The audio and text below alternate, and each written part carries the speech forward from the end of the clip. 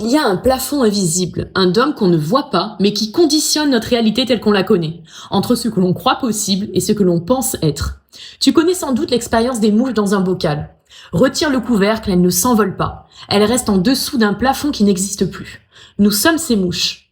Ils nous maintiennent dans la peur, la séparation, la colère. Pas par hasard, mais parce qu'un être qui a peur ne pense pas. Un être qui a peur obéit. Et le cerveau, lui, ne fait pas la différence entre ce qu'il vit et ce qu'il croit vivre. La fiction devient réelle et le conditionnement devient identité. Mais il y a une sortie, et c'est précisément ce qu'on ne veut pas que tu trouves. Guérir, sortir du rôle de victime pour reprendre ta souveraineté.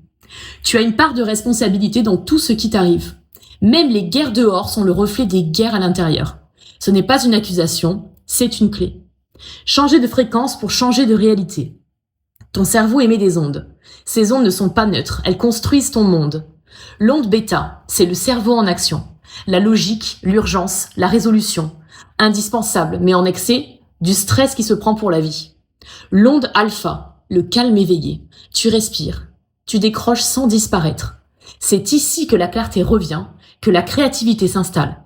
La plupart n'y accèdent presque jamais. L'onde θ, l'état que les enfants habitent naturellement. Rêverie, intuition, image intérieure. La porte que le système préfère que tu n'ouvres pas.